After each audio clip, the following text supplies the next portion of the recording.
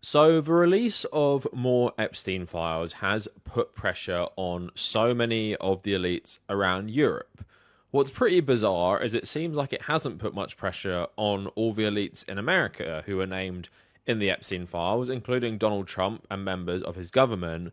But one place where it has really caused a massive scandal is the UK. Now, in terms of politics, it was revealed that Peter Mandelson, who we pretty much knew was very close with Jeffrey Epstein, he was appointed to be the ambassador to the US for the UK government, and it appears he also had a lot of influence in Downing Street itself. These new files showed that they had been totally in bed together and that Peter Mandelson had actually been working with Jeffrey Epstein on a whole host of things under the radar, including passing him confidential information about politics and financial dealings. And that caused pressure on Keir Starmer to actually resign because they were so close. And it was actually known that Mandelson was friends with Epstein before these files came out. These files just confirmed a lot of things. And that has also happened with the royal family in the UK as well, where we all knew Prince Andrew was totally guilty, even though he kept denying it, and even though he wasn't immediately stripped of all his royal titles when it first emerged, he had a cozy relationship with Jeffrey Epstein. These files have basically just confirmed what everyone has already known, that yes, they had a really, really super cozy relationship. They were very good friends, and now the governments and even the monarchy are taking it more seriously. But it's really like a self-preservation thing now, because all these people knew. The Queen knew and funded his legal defense over the Epstein case. And I want to talk about that today because what Americans probably don't know about British politics, and I know most people who watch my channel are American, is that we've had nonces, meaning people who abuse young people and children and stuff. We've had them in our elite circles for like the longest time. And the worst thing about it is everyone knows. But because we have such an incestuous elite, meaning they're all friends, they all go to Eton, then all go to Oxbridge together, and once they depart school, they go into either business, the press, or politics. So there's so many connections and there's so much incentive for these people to cover up for each other. And that's how no one spoke up about Jimmy Savile until he actually died. And everyone covered up for him. From the royal family, he was best mates with Prince Charles and Margaret Thatcher, to the BBC itself. So we had all of that. I know people who back in the day worked around TV shows where Jimmy Savile was active, and it was an open secret. Like, everyone knew he was like this. The same with Lord Mountbatten as well, who we're going to talk about today, who was Prince Philip's uncle, Prince Charles's great uncle, very close with both of them. He was also a prolific nonce, and this was only brought to light more recently in the public, and people have been discussing it more recently, but it has been known for like decades at this point. And I think, as I'm going to show you, I'm going to go through the royal family members implicated in these sorts of scandals, and it just shows you that the world is run by evil people, yes, but in the UK especially, and I keep talking about this, the centralised authority of the UK is just like, they close ranks so hard to protect their own. There's so many scandals. In the 1980s, loads of Tory MPs implicated in similar things, which was covered up by Margaret Thatcher, and it never comes to light until like decades and decades afterwards. And that's because in the UK, although we live in a supposed democracy, a constitutional monarchy, we actually live in a dictatorship of the landed aristocracy who will never give up power and will always protect themselves. And that's why you're seeing people like Prince Charles, again, very good friends with Jimmy Savile. He's now throwing Andrew to the wolves, which people will commend him, saying that's a good thing and the right thing to do. And while it might be the right thing to do, it's pretty clear in this case, the royal family regularly do this to protect themselves. And that's the exact same thing that happened with Meghan Markle and Harry. Like, Prince Charles was actually leaking stories to the press to distract from negative coverage from himself, to all focus on Harry. Like, that happened throughout Harry's life. And they always do this as well, because they have that incestuous relationship with the press as well. So this video is just going to serve as a bit of like a history lesson on how these elites for the longest time thought they could get away with it and continue to get away with it, despite it often being an open secret that these people were just the worst abusers. So let's go back in time. Let's start with Lord Mountbatten, and this is someone who was in the inner circle of the royal family for the longest time. Like I said, he was Prince Philip's uncle, Charles's great uncle, very, very close and influential in both their lives, and he was killed by the IRA in the 1970s at his home in Ireland. He was also the last Viceroy of India. He was one of the main players in the Pacific War for the British as well during the Second World War in terms of the Navy. And him and his wife both have loads of their own allegations, but his wife is said to have an affair with Nehru, first president of India. And it was also, like I said, an open secret that he abused young boys. And then this came out in 2025. So new claims Mountbatten abused children from Belfast Boys Home. A new book, Kincora, Britain's Shame, alleges that MI5 and the British political establishment covered up the abuse that took place here. So this alleges that MI5 and the British political establishment attempted to cover up Mountbatten's involvement in a ring that operated out of this boys' home in the 1970s in Belfast. The book was written by former BBC journalist Chris Moore, who's been investigating this case for over 40 years. Kincora opened on Belfast's Upper New Downards Road, close to Stormount's Parliament buildings in 1958 and was closed in 1980 following the exposure of the abuse, and it was demolished in 2022. According to the book, 5 people claimed they were abused by Mountbatten, who was the great uncle to Charles. Moore spoke to 3 of them, who alleged that they were taken to Classybourne Castle, Mountbatten's home in Mullaghmore, in the summer of 1977 and were abused by him. 2 of the boys lived in Kincora at the time. One of the men said they were taken to Classybourne by Joe Mains, who was a warden at Kincora, and speaking to the Journal, Moore said that this Mains character was the leader of the ring, and Mains, along with other senior staff, were jailed in 1981 for the abuse. And not surprising to anyone, one of the other members, William McGrath, was a prominent member of the Orange Order and was involved in an armed loyalist paramilitary organisation called Tara. And in the book, Moore writes that police sources told him that McGrath was an agent informer for MI5 in the 70s while employed at Kincora itself. So another allegation as well, Arthur Smith was 11 when he said he was abused twice by Mountbatten in 1977, and he told Moore that he had no idea who he was until he saw on the news in 1979 that he'd been killed by the IRA. He made the allegation against Mountbatten and launched legal proceedings against a number of institutions. But like I said, MI5 and the establishment have been instrumental in covering up this brutal stuff. In the context of what you just read there, if you guys don't know what I was referring to, you might have seen something called Orange Marches in Northern Ireland. They celebrate the Battle of the Boyne. This was a victory by William of Orange over James II's forces in the context of essentially a civil war over religious freedom in the United Kingdom. So James II wanted to make Catholics equal citizens, so the Protestant elite invited William of Orange, a king from the Netherlands, over to become the King of England, and they had a war in England, Scotland, and Ireland, which ended in the Battle of the Boyne. But this also marked the beginning of complete Protestant domination over the entirety of Ireland, which permanently enshrined in law that Catholics were second-class citizens. The Orange Marches celebrate this. The Orange Order are loyal to this idea, and like he was saying, one of the people running this ring was in one of the paramilitaries, and MI5 protected him because MI5 backed the paramilitaries to carry out all these crimes on the people of Northern Ireland, especially the Catholics at the time. So it was also the perfect cover for someone like Mountbatten to go to somewhere like Ireland, because you're not only covered because you're part of the royal family, you're covered because you're actually getting involved in loyalist paramilitaries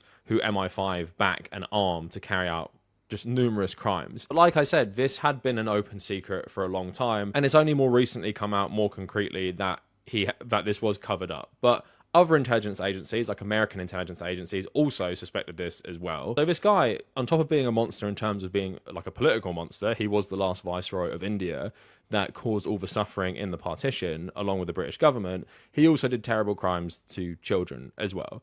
And this guy was the mentor of Prince Philip, but also the main mentor of Prince Charles. Red flags go up when you see that Prince Charles was 29 when he met Diana at 16. It's following a long tradition of the royal family being nonces, right? But then there's a new documentary that came out recently on Netflix that shows that Prince Charles wasn't only really close with his nonce great uncle, he was also really close with Jimmy Savile as well, who was also protected by the British establishment and the British elite. So, new documentary shows Prince Charles sought advice from Jimmy Savile for years. The Netflix documentary, Jimmy Savile, A British Horror Story, directed by Rowan Deacon, it has been revealed that the heir to the throne sent dozens of letters across the years asking for guidance from the presenter. Amongst the many letters includes one where in 1987, Prince Charles wrote to Jimmy Savile, "What I need is a list of suggestions from you. I so want to reach parts of the country that others don't get to reach.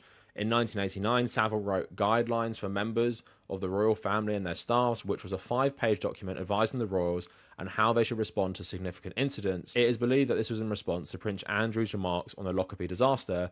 It only affects the community in a very small way.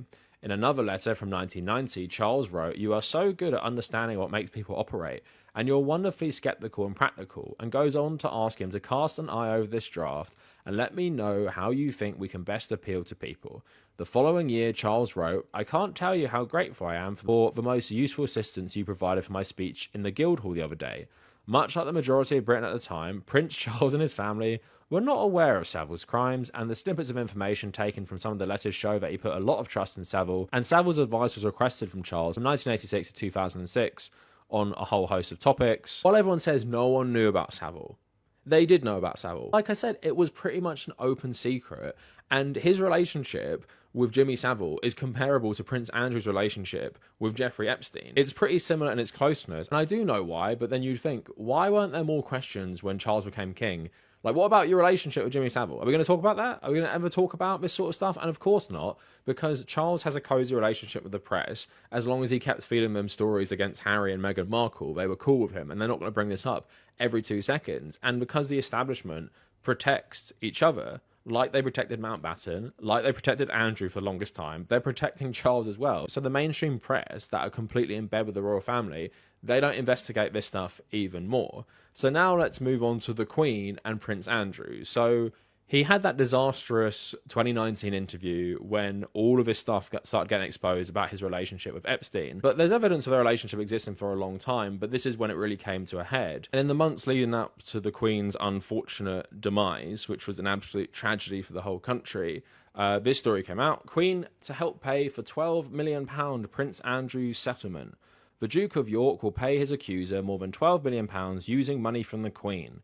It was announced on Tuesday that Prince Andrew reached an out-of-court settlement with Virginia Giuffre, meaning he will no longer face a jury trial on claims that he abused her on 3 separate occasions when she was 17. The terms of the deal prevent either side from discussing the case or the settlement itself in public. However, the Telegraph understands that the total amount that will go to Giuffre and her charity exceeds £12 million, and the Queen has already privately funded the Duke's legal fight to the tune of millions of pounds, and will now partly fund the settlement in order to allow her son and the entire royal family to draw a line under this case that had threatened to overshadow her platinum jubilee year. So the Queen was close with Mountbatten. The Queen knew Jimmy Savile. The Queen obviously has Prince Charles for a son and Prince Andrew for a son, and she knows all this stuff. She knows all this stuff, and she still funded his legal defense. And she didn't care, right? She knew and she didn't care. So even this saintly figure we have of the Queen, she knew all this shit. Of course she knew all this shit, but everyone protects the Queen, just as they always have, and they've always protected the royal family. And now, before going into Prince Andrew, let's get into his ex-wife, who was also best friends of Jeffrey Epstein. So Sarah Ferguson called Epstein a legend, told him to just marry me, new emails show. So Sarah Ferguson, the ex-wife of Prince Andrew, called Jeffrey Epstein a legend and the brother I always wished for, according to newly released documents. She wrote, "I have never been more touched by a friend's kindness than your compliment to me in front of my girls," wrote an email dated 2009, a year after Epstein was convicted. "Thank you, Jeffrey, for being the brother I've always wished for." In an August 2009 email, Miss Ferguson profusely thanked Epstein, referring to multiple business opportunities arising for her company, Mother Army, after he held a lunch meeting. 2 months later, Miss Ferguson, who'd been dogged by debt scandals after her divorce, wrote to Epstein saying she urgently needed £20,000 for rent. Multiple emails including plans to meet and invitations to events on both sides of the Atlantic. In June 2010, Miss Ferguson wrote to Epstein, "You are a legend. I don't really have the words to describe my love and gratitude for your generosity and kindness. I am at your service. Just marry me." However, the relationship soured after the Duchess of York apologised for her friendship with Epstein in a 2011 interview. She also called a £15,000 loan she took from him to pay off debts a gigantic error of judgment. More quotes from the emails, the BBC reporting. Messages between Ferguson and Epstein almost seem like he's talking about someone on his payroll, such as asking her to show business contacts around Buckingham Palace, and her daughters get included too. In a message to Ferg in March 2010, Epstein writes, "Thank you, Sarah. Could one of your daughters show Buckingham? Thanks. An apparent reply from her reads, "Of course." That July, referring to a separate occasion, she writes to Epstein apologising that the girls were not around this weekend. "Shows I don't crack the whip when I'm not in the country," the message continues. "Actually, UG was in France and Beatrice was out with Dave." Epstein also messaged to say a friend will be in London and any chance your daughters could say hello. An email from August the following year. "I am feeling very traumatized and alone, and I am wanting to work for you at organising your homes. And the next month, she appears to ask Epstein, when are you going to employ me? And the same day, phew, you still love me." Referring to her husband, she said to Epstein in 2010, "So you have not forgotten about me. I do know that my handsome prince is a saint and you worship him. I do too. But then I did marry him and still love him." So yeah, another member of the royal family, or I don't know, ex-member of the royal family, was absolutely best friends with Jeffrey Epstein, to the point that she was saying that she loves him and they should get married.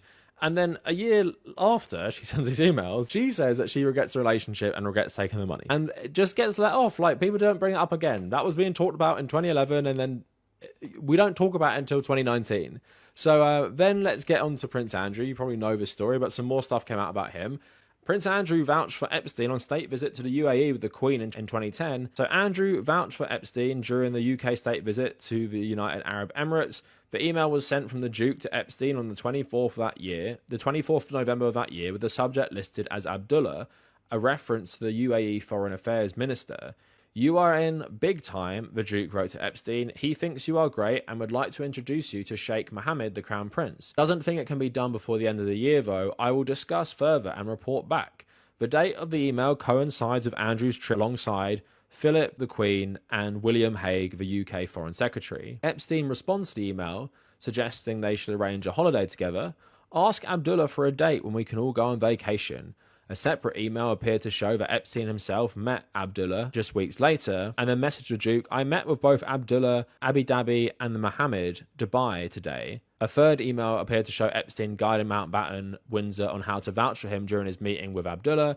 Epstein told Andrew to tell the UAE Foreign Minister about qualities including trust, financial expertise, fund of extreme science, and fun. All of these emails appear to have been sent when Prince Andrew served as a special representative for UK trade and investment from 2001 until 2011. Another email appeared to show them discussing how to circumvent restrictions on making investments with Epstein while serving as the UK trade envoy. And in an email exchange dated May 2010, when Epstein was still under house arrest, Prince Andrew appeared to refer to an earlier phone call about potential investments and restrictions on making them. He wrote to Epstein, "So long as I delegate any responsibility to invest, then there are no problems." So that is just a taste of their very cozy relationship. But if you read more into it, they discuss finances quite a bit. So yeah, that was an open secret for a long time as well. People knew Sarah Ferguson and Andrew were mates with Epstein even when he'd been convicted. But it has taken so long for this scandal to become so overwhelming that he's actually, really feeling the heat now, way more than he was in 2022 even, and way more than he was in 2019. But it just shows you these things trickle out of the establishment eventually. But usually when there's either no real political will to do anything about it, or when there's an easy scapegoat. So the Queen doesn't get any heat for this. Prince Charles seemingly isn't getting any heat for his relationship with Jimmy Savile and Prince Andrew. And just like with the Mountbatten stuff, no one really gives a shit because it's too long ago. But what it shows you, especially with the conservative governments, conservative politicians, businessmen, and the royal family, is just a microcosm of British society, but a dark microcosm. So like I said to you at the start of the video, the business elite are in bed with the press elite, which are in bed with the royal family and the political elite. They're all one thing together. They all protect each other. They will all close ranks, and maybe sometimes one of them will get done in for the benefit of all of them. And that's what you see. You have Prince Andrew, Sarah Ferguson, Prince Charles, the Queen. They're the royal family who are in all these scandals. Then you have Jimmy Savile, who's kind of in the press and show business. And then you have Margaret Thatcher, who's the political element of this, and they're all covering for each other these scandals. And when you bring in someone like Epstein into this, his connection or his en route to the royal family is through Ghislaine Maxwell, whose dad owned massive newspapers, which, like I said, the British elite are all in bed together, so that gave Epstein access to these people. And what it just shows you is, in this country, these things are not discussed enough because they're, like I said, there's protection. And you feel like something like this should be the end of all of it. It should be the end of the British royal family as we know it today. It's such a bad scandal. But also why it doesn't gain traction is people do not connect the dots. We don't link Mountbatten to Charles to Philip. We don't link Jimmy Savile to Charles. We don't link Thatcher, Charles, Jimmy Savile. We don't link Robert Maxwell with these people. We don't link all of these people together, even though Peter Mandelson recently is the political link we've seen, where this really influential political figure was just as in bed with Epstein as Prince Andrew. But the journalists just don't connect the dots because we have a rotten system where they don't want these people prosecuted. And Mandelson and Andrew are going down for all of this right now, but that will probably be the extent of it. Don't expect to see anyone else to go down. Like, Keir Starmer's not going down for it. Like, he should go down for it. The royal family should go down for it. All these people should go down for it, but they're not going to because the system protects them. So in America, you have Republicans and Donald Trump. They just ignore it. Like, they're just like, yeah, I'm in there. Fuck you. What are you going to do about it? Like, nothing. You're not going to do anything about it because I have the whole press on my side. I have this whole political movement on my side. I don't even need to do anything about it. We're in the UK. People are outraged, but they just don't know the facts enough, and they just can't connect all the dots in their head because the press gaslights us 24/7 because they are the arm of the royal family and the political establishment. So I just thought I'd make this video to kind of share this information with people and make those connections. Let me know what you guys think in the comments, and if you made it this far, thank you for watching.